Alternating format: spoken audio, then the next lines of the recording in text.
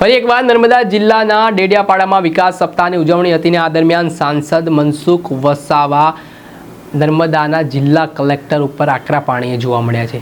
તેમણે જાહેરમાં ફરી એકવાર કલેક્ટરને ટકોર કરી છે, ઉધળો લીધો છે અને ત્યાં જ કારણે રાજકારણ ગરમાવાની શરૂઆત થઈ છે। શું કહી રહ્યા છે સાંસદ મનસુખ વસાવા, શું સમગ્ર મામલો છે, વિગતે વાત કરીએ।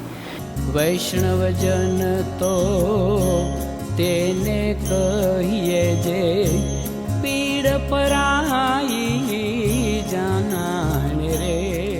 નમસ્કાર દર્શક મિત્રો, નવજીવન ન્યૂઝમાં આપનું સ્વાગત છે। હું છું ફૈઝાન।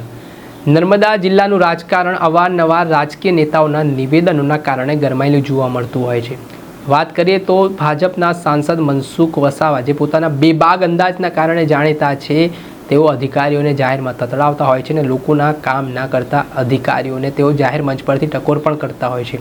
ત્યારે સાંસદ મનસુખ વસાવાને કલેક્ટરને લઈને એક ફરિયાદ મળીને આ બાબતે ડેડિયાપાડા, જે ધારાસભ્ય ચૈતર વસાવાનો મત વિસ્તાર છે અને સાંસદ મનસુખ વસાવાનો પણ આ સંસદીય મત વિસ્તાર છે, ત્યાં વિકાસ સપ્તાહની ઉજવણીને લઈને એક કાર્યક્રમ હતો। આ કાર્યક્રમમાં સાંસદ મનસુખ વસાવાનો પારો છટક્યો અને તેમણે જાહેરમાં નર્મદાના જિલ્લા કલેક્ટરને સંભળાવી દીધું। તેમણે કહ્યું કે તમે કલેક્ટર છો એટલે જનતાના રાજા નથી, તમે લોકોના કામ માટે બંધાયેલા છો।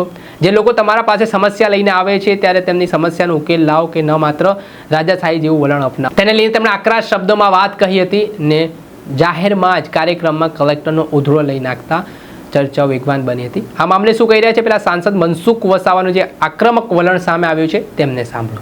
લાઇટ બિલ પણ ભરે છે, ઘરવેરો પણ ભરે છે, 15-20 વર્ષથી કોઈને કઈ દેખાયું ના, અને હમણાં 10 દિવસ નોટિસ આપવાનું ચાલુ કર્યું છે, એમનો વીજ કનેક્શન કાપી નાખ્યું છે। ભાઈ આ બહુ ગંભીર બાબત છે। પછી અધિકારીઓ એમ ના કે મનસુખ એમને તતડાવે છે। જે બી હોય તો અમારો સંપર્ક કરો ભાઈ મામલતદાર સાહેબ, આ બધું નહીં ચાલે। તમે મામલતદાર છે કે અહીંયા તાલુકાના રાજા નથી, એટલું સમજી લેજો। કોઈ ગરીબ લોકોને રંજાડવાનો એક કોઈ સંજોગોમાં ના ચલી લે, કઈ હોય તો એના નિયમ પ્રમાણે ચાલે, નોટિસ આપો, વૈકલ્પિક વ્યવસ્થા કરો। વૈકલ્પિક વ્યવસ્થા કરવાની હોય કે ના કરવાની હોય? ડીડીઓ શ્રી શું કહ્યું મેં? કોઈ તોડવાનું નથી। મેડમ છે એને જરા કલેક્ટરનું પણ ધ્યાન દોરજો, લોકોને રંજાડવા માટે સરકાર થોડી છે।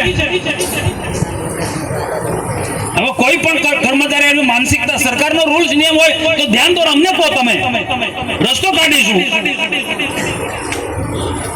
ભારતના વીજ કનેક્શન 15-20 વર્ષથી લોકો રહે છે, આખા દુનિયામાં રહે છે સરકારી જમીનોમાં।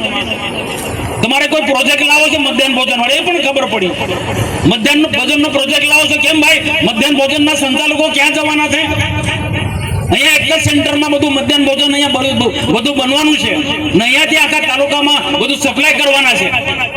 પૂછો અહીંયા કોઈ પણ પ્રોજેક્ટ લાવતા પહેલા અહીંના સ્થાનિક આગેવાનોને પૂછો, તાલુકા પ્રમુખને નથી પૂછ્યું, અહીંયા અમને પદાધિકારીનો કોઈને પૂછ્યું નથી। કલેક્ટરને પણ કહી દો તો કોઈ પણ પ્રોજેક્ટ અહીંયા લાવતા પહેલા અમારી સાથે પરામર્શ કરે। કલેક્ટર કઈ એનો રાજા નથી ભાઈ, અમને શા માટે તમે છંછેડો છો?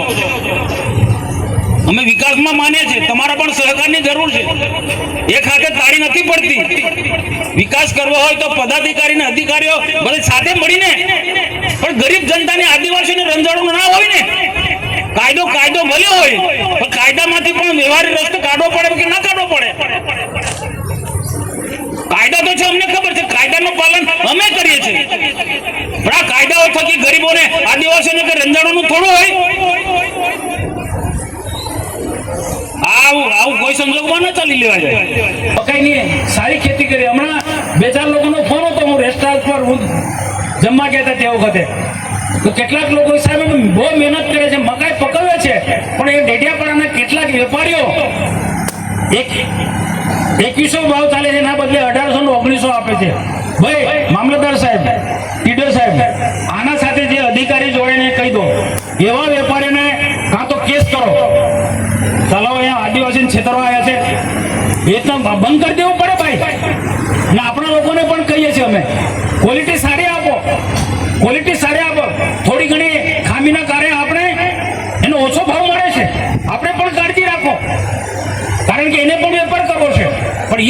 કોઈ વેપારી કોઈ છેતરતો હશે કોઈ નાના ખેડૂતને, તો કોઈ સંજોગોમાં અમે ના ચલાવી લઈએ.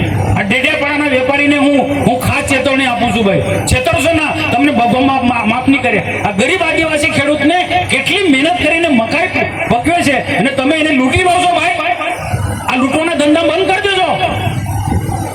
અમે બધી રીતના સહકાર બી આપીશું, બધાને વેપારીને બી સહકાર, બધાને જ આપીશું સહકાર.